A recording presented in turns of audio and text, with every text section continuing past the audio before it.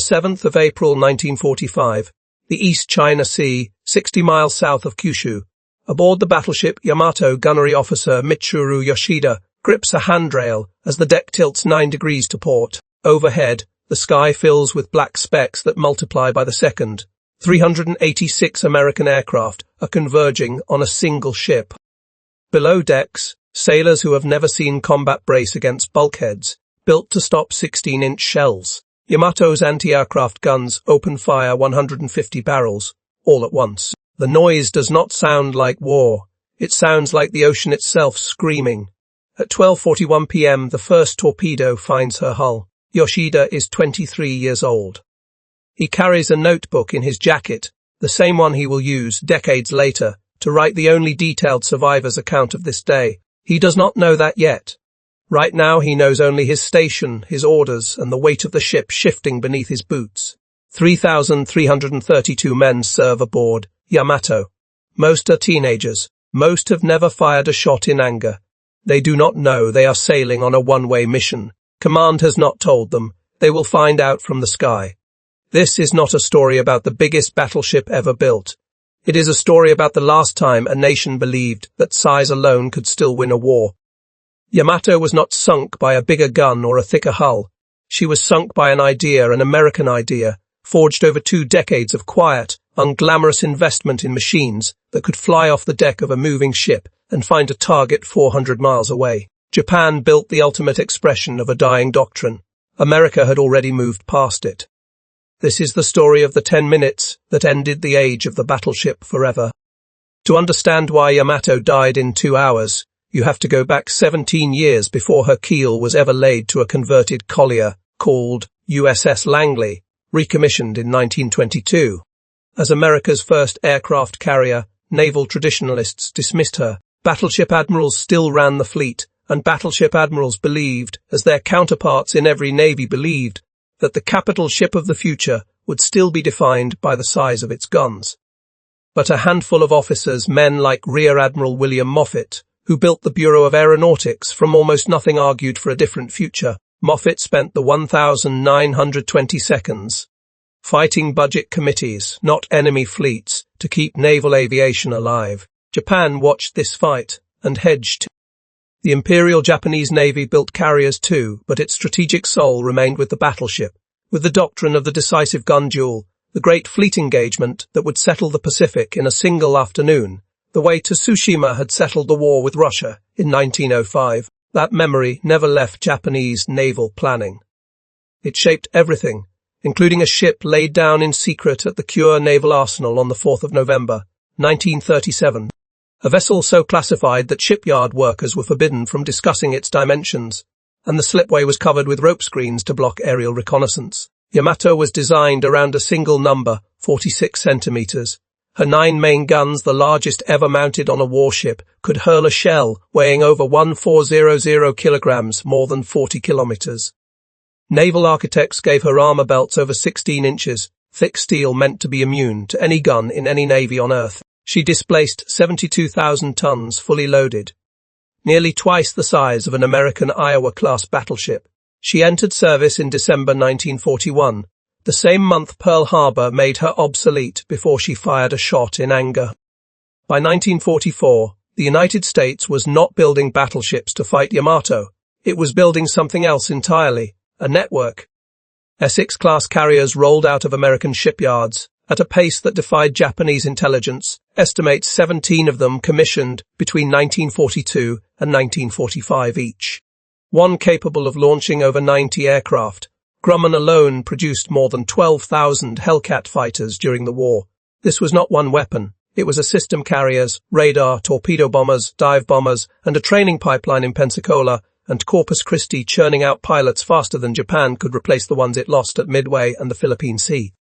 Admiral Mark Mitcher's Task Force 58 embodied this system on the 7th of April, 1945.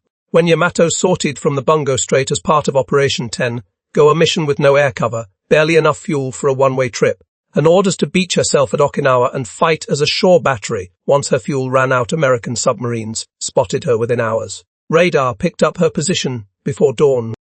By late morning, Mitch's carriers had launched 2 full strikes, nearly 400 aircraft in total, without ever bringing a single American battleship into gun range. If this story matters to you, a like keeps it visible. Then we keep going.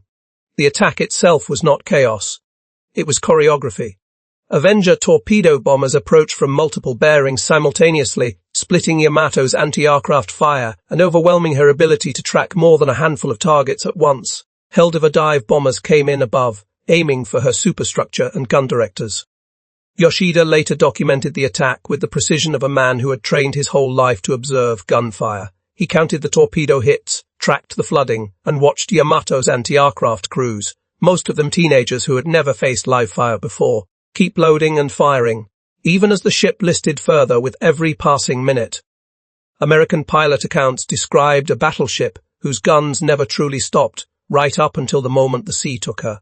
By 2:23 p.m., Yamato had taken at least 10 torpedo hits and multiple bomb strikes. Her list passed 20 degrees, then 30. When she finally rolled, her forward magazine detonated a fireball, witnesses said was visible from over 100 miles away, a column of smoke that climbed 6,000 meters into the sky above the East China Sea. Captain Tamechi Hara, a destroyer commander who survived the escort screen that day, later described what he witnessed as something beyond ordinary defeat.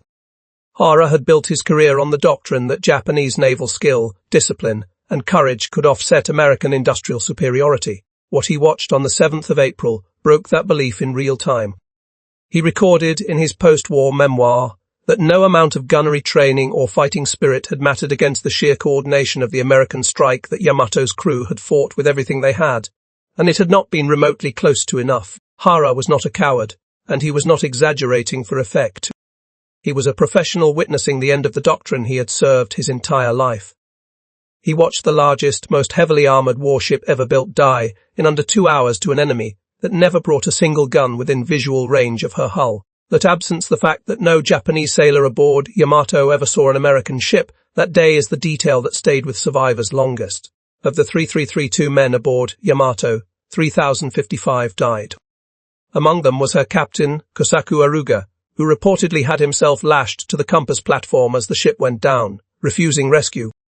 Among the survivors was Yoshida, pulled from the burning water by a destroyer crew who had no idea, in that moment, that his notebook would become the only first-hand account detailed enough for historians to reconstruct the ship's final hours minute by minute. Most of the dead were teenagers.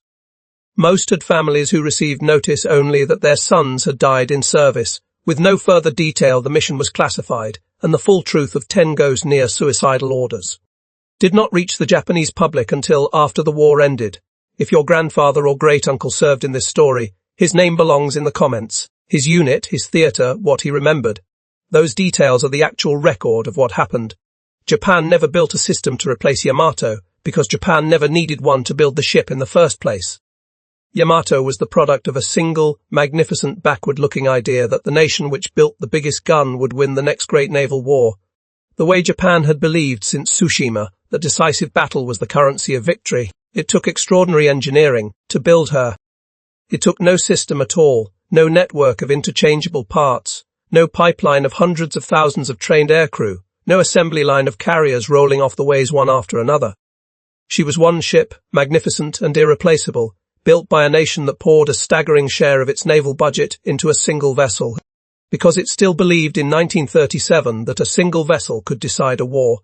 America never built anything resembling Yamato, and that absence is the entire point. No American shipyard ever laid the keel of a battleship with 18-inch guns to answer her, because by the time Yamato entered service, American naval planners were no longer playing that game. They were building a machine made of machines carriers that could be replaced, pilots who could be trained in months instead of years, aircraft that rolled off production lines by the thousand. It was not a doctrine defined by any single ship's power.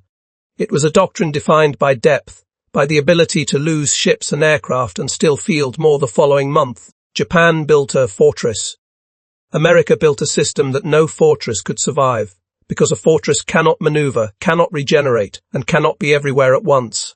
Return for a moment to that morning in the East China Sea, to Yoshida gripping the handrail as the deck tilts beneath him, watching the sky fill with aircraft that outnumber his ship's guns, 4-1. He is standing on the most powerful battleship ever constructed, a vessel that took 2 years and an almost unimaginable share of Japan's wartime steel production to build.